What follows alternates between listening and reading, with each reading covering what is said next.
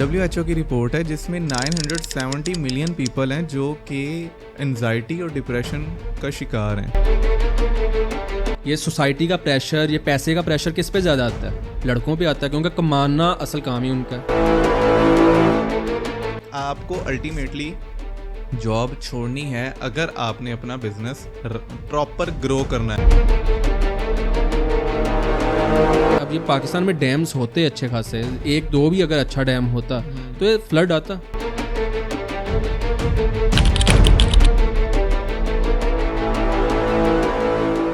अस्सलाम वालेकुम friends, I hope आप सब खैरियत से होंगे। सैलाब की सिचुएशन चल रही है, आई होप सब अपने अपने घर गुड होंगे।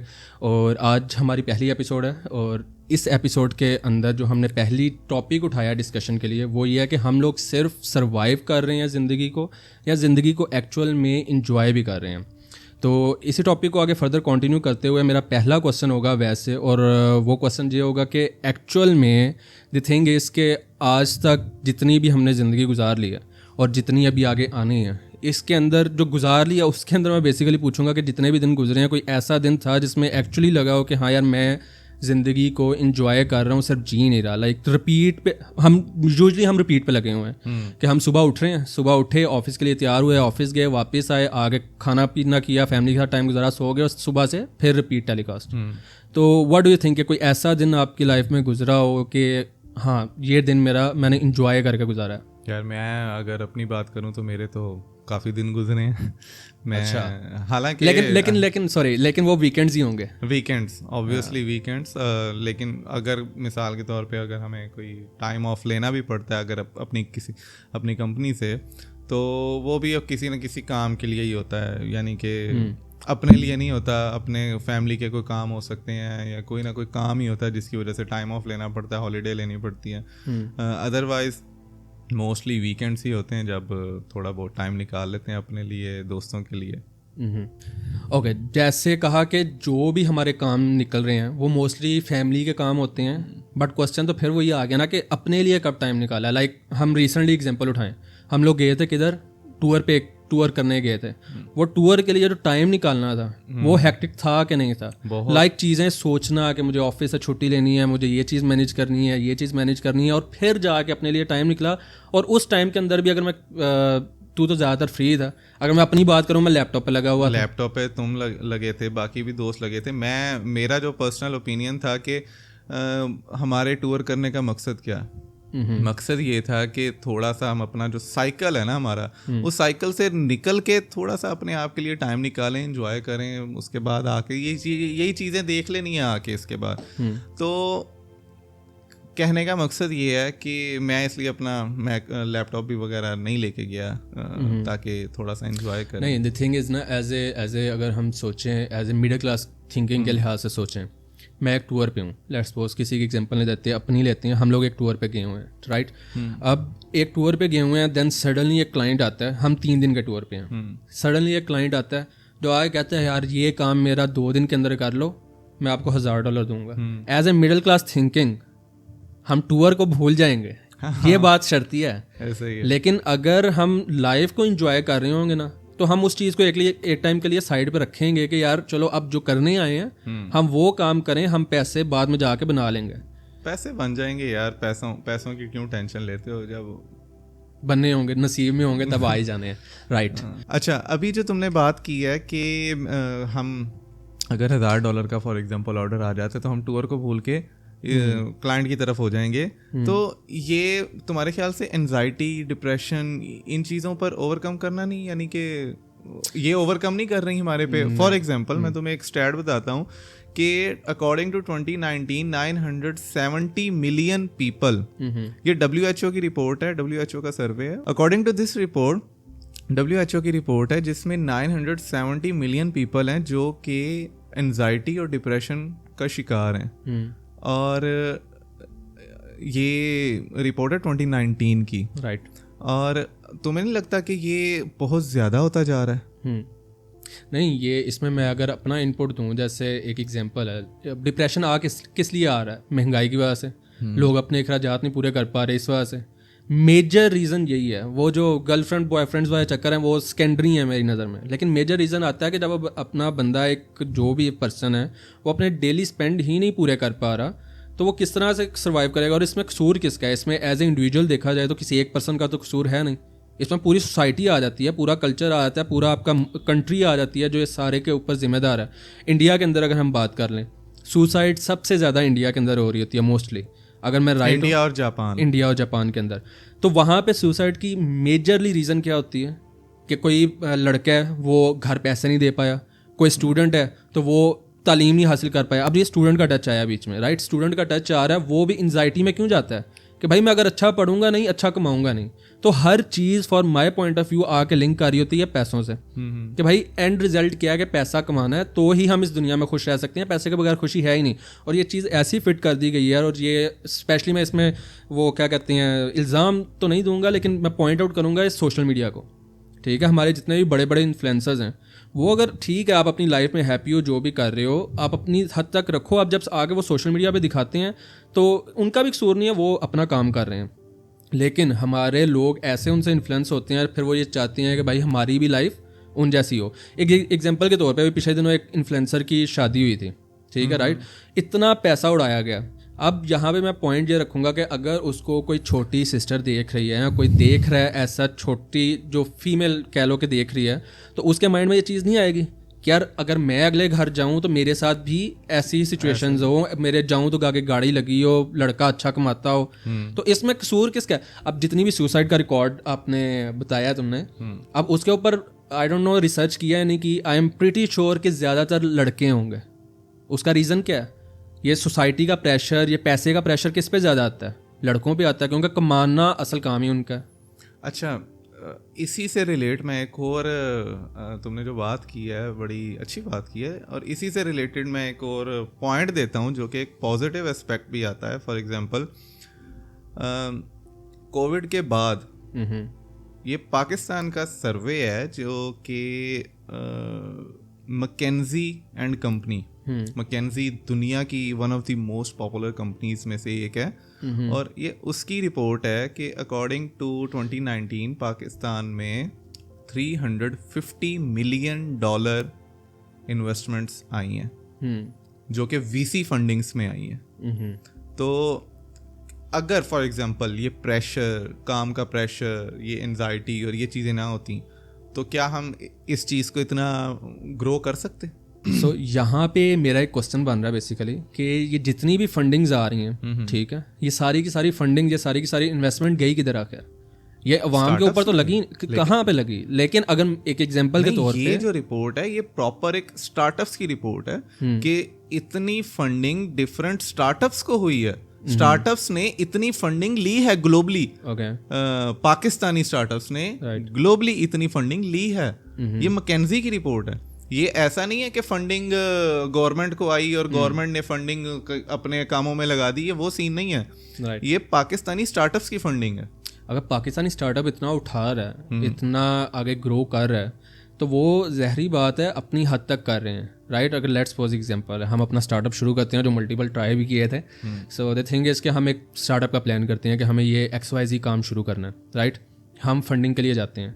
फर्स्ट ऑफ ऑल अगर हमारे पास रेफरेंस नहीं है, अगर हमारे लिंक्स नहीं है, PR अच्छा नहीं है, हमें फंडिंग मिलेगी नहीं, ठीक है। एक वो पॉइंट आएगा कि एंजाइटी हो रही है, भाई डिप्रेशन हो रहा है कि हमारे पास फंडिंग क्यों नहीं, आइडिया हमारा बहुत अच्छा है, हमारा काम बहुत अच्छा है, हमारे पास स्किल्स हैं, लेकिन हमें फंडिंग नहीं मिल रही जस्ट बिकॉज ऑफ हमारे पास PR नहीं है, हमारे पास कोई ऐसा लिंक नहीं है जो जाके आए कि यार इनको फंडिंग दो। यार लेकिन देखो बहुत से लोग हैं जिन्होंने फंडिंग उठाई भी है अपने सिर्फ आइडिया की बेस पे, और बहुत से लोग हैं उन्होंने उस फंडिंग की बेस पे, पॉइंट वही आ रहा है, सॉरी मैं बात काट रहा हूँ, पॉइंट मेरा वही है ना कि जिन्होंने फंडिंग उठाई है मोस्टली उनका कोई ना कोई रेफरेंस होता है, कोई ना कोई लिंक होता है। बहुत से लोग पिच करते हैं डिफरेंट एंटरप्रेन्योर्स को, डिफरेंट आइडियाज पिच करते हैं, जस्ट लाइक शार्क टैंक देख लो। शार्क टैंक से बहुत से लोग बने हैं, बहुत से लोगों का बिजनेस बना है शार्क टैंक से। तो मेरा अच्छा एक अगर लेट्स सपोज, चलो ये चीज़ जैसा मुझे इतना क्लियर नहीं थी, बट मैं अभी इस पे अभी भी मैं इख्तलाफ थोड़ा सा रखूँगा, और वो यही कि एज ए स्टार्टअप अगर हमें नहीं पता कि कहाँ से फंडिंग उठानी है, तो स्टार्ट में टफ है अनटिल अनलेस आपका इस चीज़ के अंदर ग्रोथ हो। इसमें ये नहीं कहूँगा कि फंडिंग मिलती ही नहीं है, मैं ये पॉइंट रेज करूँगा कि फंडिंग मिल सकती है लेकिन हमें पता नहीं है। ठीक है, right. Now the thing is कि अगर आपको फंडिंग मिल भी गई है, ठीक है, उसके बाद भी तो आपको लिंक्स और रिसोर्स अपने बिल्ड करने पड़ेंगे ना, अपने बिजनेस को ग्रो करने पे। अभी रिसेंटली जो एक ब्रांड आया था पाकिस्तान में, I am not sure about that name, crumble, I think crumble, उन्होंने कहाँ से स्टार्ट किया था? हॉस्टल से, और अपना वो ग्रो करके अब इतनी ब्रांचेस पे चले गए हैं। एक और रिसेंटली हमारी बात चल रही थी एक ब्रांड के ऊपर, जिस बंदे की अभी रिसेंटली शादी हुई है, क्या नाम था उस ब्रांड का, जिसको वो एक इंग्लिश कोई सिंगर है उसने भी प्रमोट किया था। हाँ, रास्ता। नाउ द पॉइंट इज, इस पे पॉइंट ऑफ व्यू लेना चाहूँगा कि रास्ता एक आम ब्रांड है। नहीं, रास्ता को आम ब्रांड कहो भी ना, और रास्ता का जो ओनर है वो भी आम बंदा नहीं है। सही। तो क्योंकि एक तो वो फॉरेन में पड़ा है, उसकी पीआर ऑलरेडी वहाँ पर काफ़ी अच्छी बनी हुई थी, और बाकी अल्लाह जानता है क्या सीन है। वो उसको हम स्किप करते हैं और बहुत से लोगों को पता होगा। बट द थिंग इज कि बात यहाँ पे भी खुद ही बोली है तूने कि पीआर अच्छी होगी तो वो इतना हाई लेवल पे गया। देखो, एक फाइनेंशियल सपोर्ट उसे पहले से थी, ठीक है, राइट। अगर एक बंदा फॉरेन में पढ़ रहा है, उसे फाइनेंशियल सपोर्ट है, राइट। बेशक उसने अपने ब्रांड बिल्ड करते हुए स्ट्रगल की है, हर कोई करता है, एवरीवन, लेकिन हर किसी को फाइनेंशियल सपोर्ट नहीं मिलती, हर किसी को मॉरल सपोर्ट नहीं मिलती। बहुत से लोग ऐसे भी हैं जो कि एंजाइटी डिप्रेशन से निकल के इन्होंने सारे अपने अपने ब्रांड बिल्ड किए हैं, अपने बिजनेस, बहुत बड़े बड़े बिजनेस बिल्ड किए हैं। वैसे मेरे ख्याल से हम टॉपिक से हट गए हैं। मैं इस टॉपिक के ऊपर वापस आने लगा था, और वो मेरा क्वेश्चन ये था कि अभी हमने ये बात किया, मल्टीपल चीज़ों के ऊपर हम चले गए थे, राइट। टॉपिक के ऊपर अगर मैं वापस आऊँ, एक पर्सन ए, लेट्स सपोज, ठीक है, हम नाम रख लेते हैं उसका तारिक भाई आए हैं, ठीक है, अकेले हैं फैमिली के, राइट। उनका और फैमिली में कोई कमाने वाला नहीं है। उन्होंने जॉब करनी है, जॉब से जो पैसा आना है, उन्होंने क्लाइंट्स को डील करना है, उससे जो पैसा आना है उन्होंने उसी से ही फैमिली चलानी है, राइट। अब वो बंदा अगर लेट्स सपोज कहता है कि भाई मैं बिजनेस करना है, वो फैमिली को सपोर्ट करेगा या बिजनेस के ऊपर जाएगा? बिजनेस नो डाउट बहुत से मोटिवेशनल स्पीकर्स हैं, मल्टीपल नाम आते हैं, कुछ इंडिया के, कुछ पाकिस्तान के, जो कहते हैं भाई बिजनेस रिस्क पे होता है। नो डाउट हमने भी रिस्क उठाए हैं, नुकसान भी करवाए हैं बड़े बड़े, बट द थिंग इज कि रिस्क पे होता है, नो डाउट हम मान रहे हैं। बट एक बंदा जिसके ऊपर सारी फैमिली का प्रेशर है, जिसने फैमिली को संभालना है, जिसने भाइयों के आगे छोटे बहन भाइयों की फीसिस देनी है, जिसने सारा कुछ मैनेज करना है, घर का राशन चलाना है, वो उस अपनी जॉब को छोड़ के अगर प्लान करने लग जाए कि भाई मैं बिजनेस करूँगा, राइट। और एक चीज़ मैं क्लियर कट कहना चाहूँगा, मैंने कहीं पढ़ी थी रिसेंटली कि 2 कश्तियों का सवार ना कभी भी मंजिल पे नहीं पहुँचता। अगर आपको बिजनेस करना है, आप 6 मंथ की अपनी सेविंग्स बनाओ, जॉब छोड़ो और प्रॉपरली बिजनेस के ऊपर फोकस हो जाओ। इस पे बड़े बड़े लोगों की राय भी है, एडवाइसेस भी है कि you can't do both 9 to 5 and business at the same time. अगर आपने बिजनेस करना है तो या तो आपको जॉब छोड़नी है।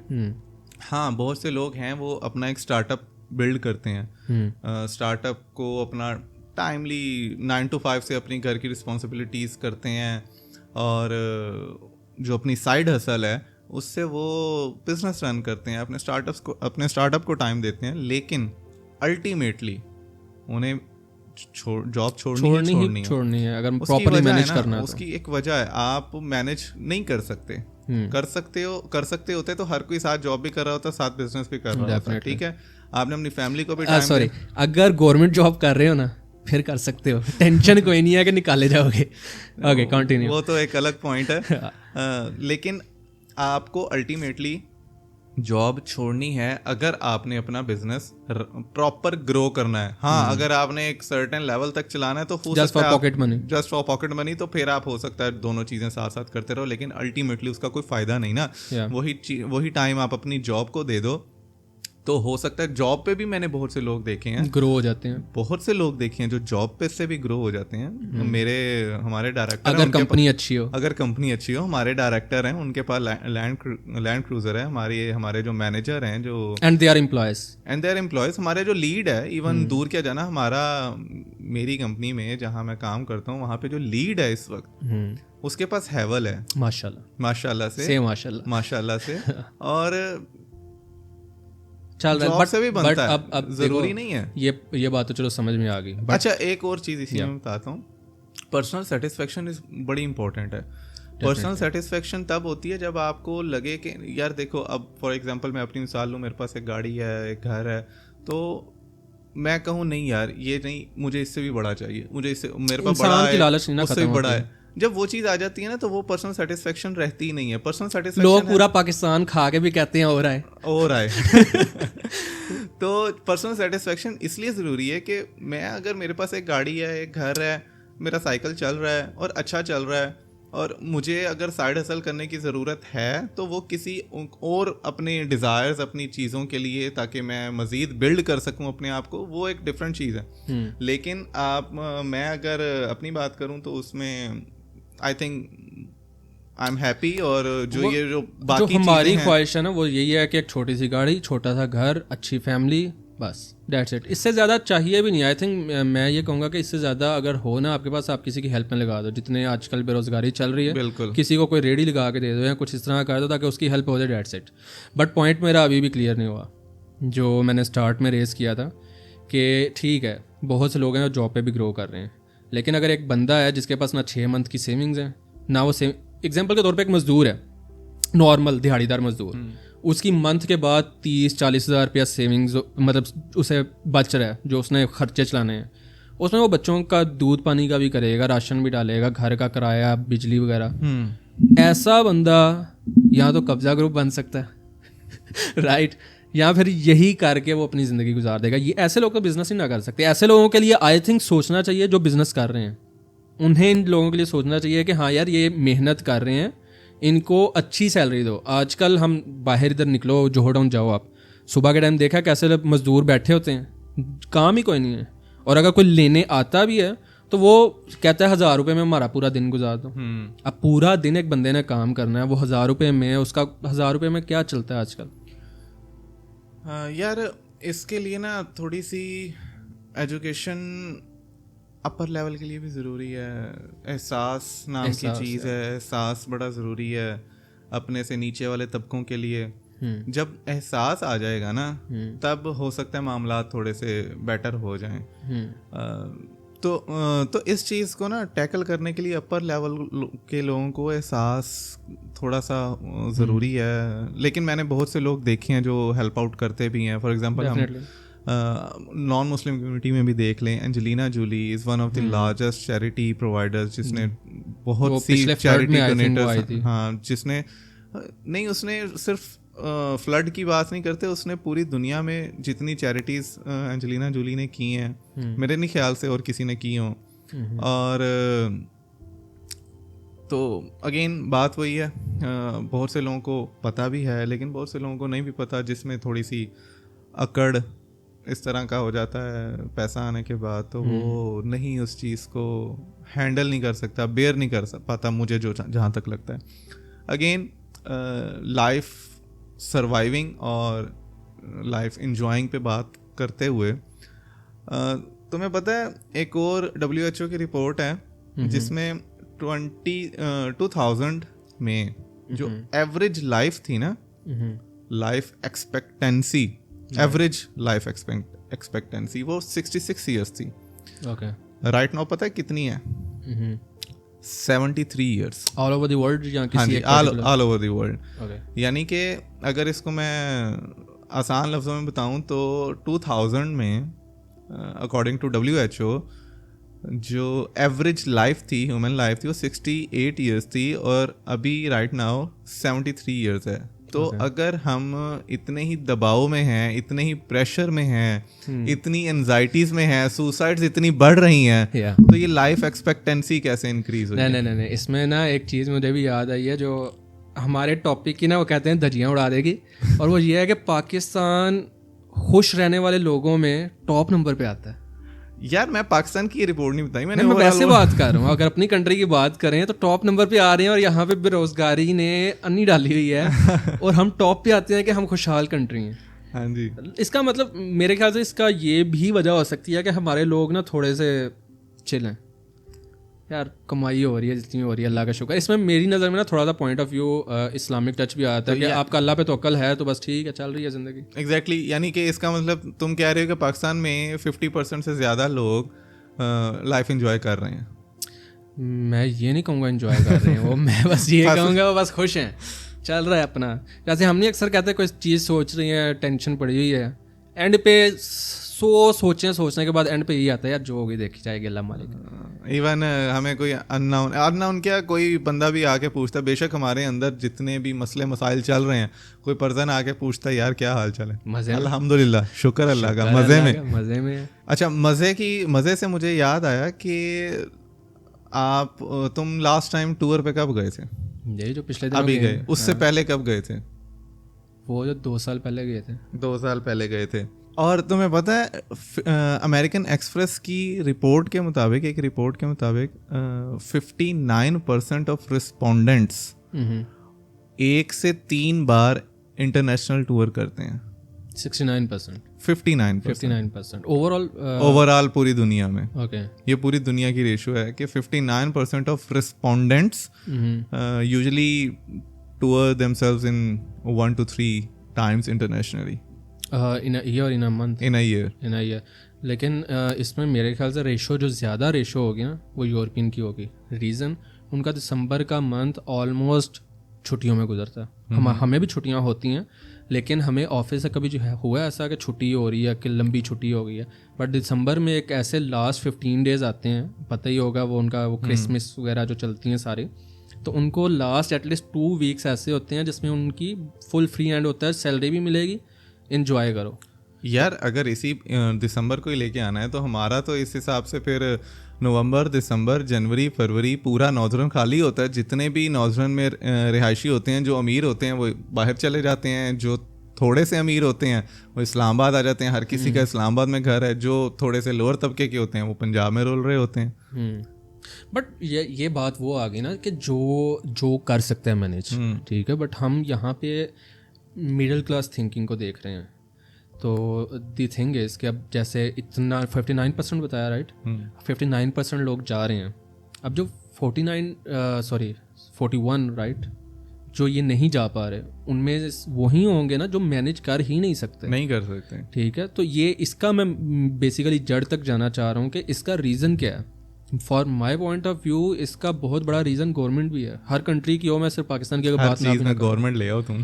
गवर्नमेंट नहीं, गवर्नमेंट इस तरह से है कि गवर्नमेंट ने सहूलतें ही इतनी टफ कर दी हैं कि आप नहीं, मैं अब एक नॉर्मल सी बात है कि एक आम मजदूर को ये सैलरी दे रहे हैं 35 से 40 हज़ार। यार खुद सोचने की चीज़ है ना कि आजकल के टाइम के अंदर इतने में गुजारा पॉसिबल ही नहीं। 35-40 भी ज़्यादा बता दिया तुमने। मेरे ख्याल से 37 तक है, बट मिलती नहीं है ना, चेक कर लेंगे। हाँ, मिलती नहीं है।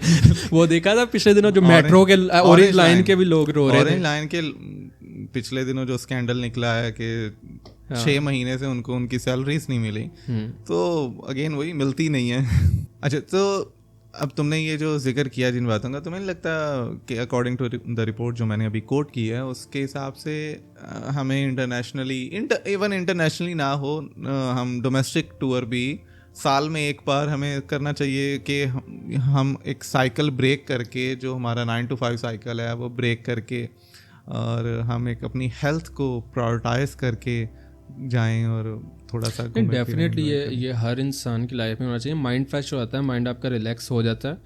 लेकिन यहाँ पे अगर हम जा भी रहे हैं कहीं, ठीक है, तो एज ए अगर मैं इंडिविजुअली बात करता हूँ अपनी, हम रिसेंट जो टूर पे गए हैं, राइट, हमने क्या किया, सबसे पहले हमने अवेलेबिलिटीज़ चेक की सबकी, राइट, हमने अवेलेबिलिटीज़ चेक की, हमने उसमें अपना आधी सरदर्द तो हमने उसमें लगा दी ना कि कोई अवेलेबल है, कोई नहीं है, किसी से पूछो यार चले जाओ, किसी के तरले भी किए हैं कि यार चलो साथ इकट्ठे चलते हैं, एंजॉय करेंगे।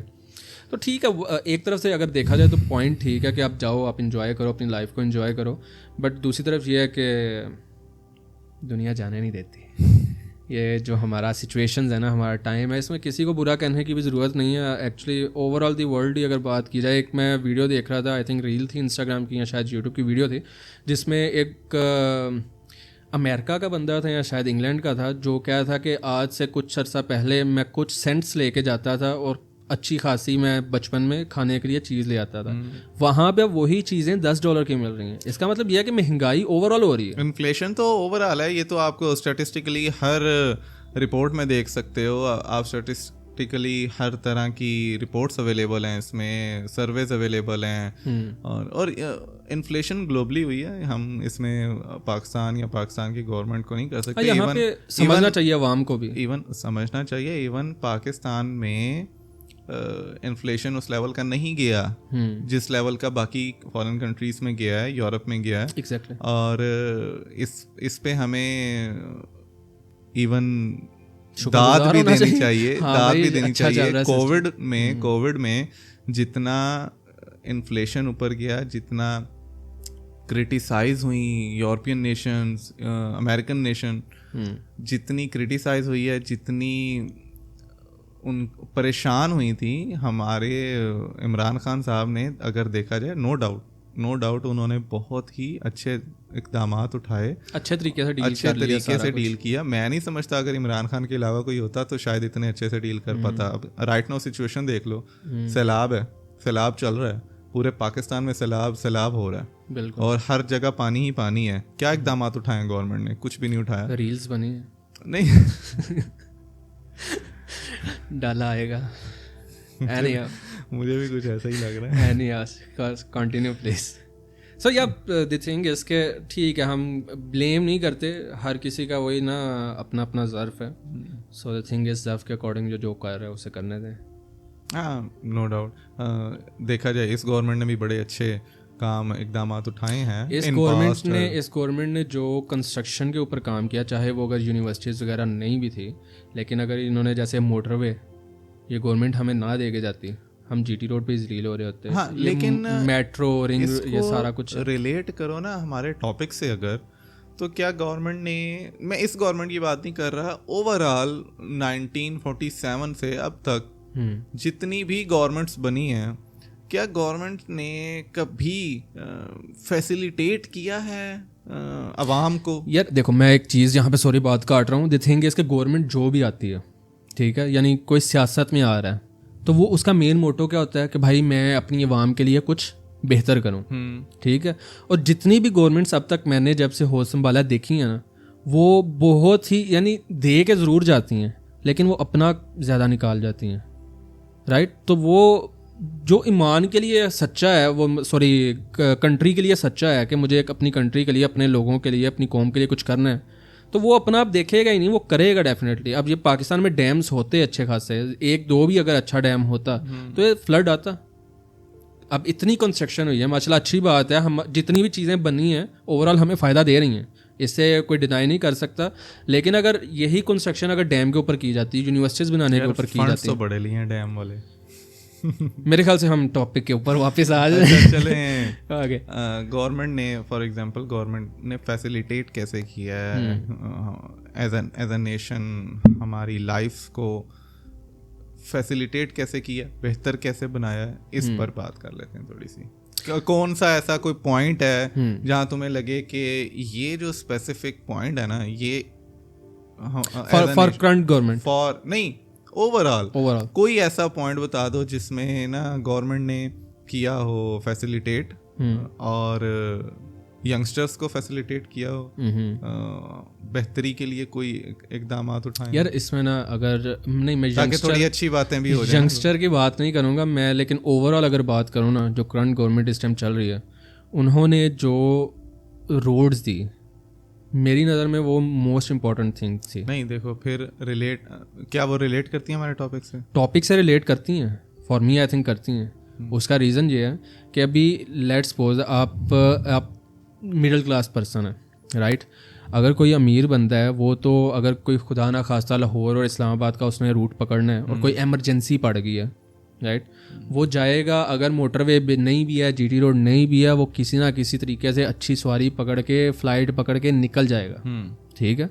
लेकिन जो मिडिल क्लास है या लोअर मिडिल क्लास की अगर बात करें, जिसको अर्जेंसी पड़ी है और उसने सस्ती सी टिकट पकड़ी है, वो within 4 to 5 hour Islamabad जाके पहुंच जाएगा। लाहौर से अगर निकले या इस्लामाबाद से निकले लाहौर पहुंच जाएगा। मोटरवे इसलिए है, तो वो कहीं ना कहीं फैसिलिटेट तो कर रही है, हर इंसान को कर रही है, इसमें अमीरी गरीबी नहीं लेके आएंगे, हर इंसान को फ़ायदा तो दे रही है वो। लेकिन अगर लेट्स सपोज तुझे लग रहा है कि ये इतना फैसिलिटेट नहीं कर रही, तो व्हाट यू थिंक कि कौन सी ऐसी चीज़ गवर्नमेंट ने दी है जो बहुत ही ज़्यादा एवरीवन? यार मेरे ख्याल से 2-3 चीज़ें हैं जो कि यंगस्टर्स को के लिए बड़ी हेल्पफुल साबित हो सकती हैं। एक यंगस्टर्स भी नहीं मैं कहूँगा, जो कि अर्ली स्टेजेस, पहली जो चीज़ है वो तो अर्ली स्टेजेस से ही अगर अप्लाई की जाए तो काफ़ी बेहतर है। सबसे पहली चीज़ है career guidance. Career counselling, career guidance इतनी ज़रूरी है। अगर देखा जाए ना, अमेरिका में मेरे कुछ दोस्त हैं तो वो बताते हैं कि उनके हाई स्कूल में ना उनको प्रॉपर प्रैक्टिकलिटी सिखाई जाती हैं। उनको उनकी क्लासेस होती हैं हर जस्ट लाइक जैसे चाइना में बच्चों को कारपेंटर का काम भी सिखा रहे हैं, वो तो एक अलग पॉइंट है, पर अगेन प्रैक्टिकल लाइफ सिखा रहे हैं ना।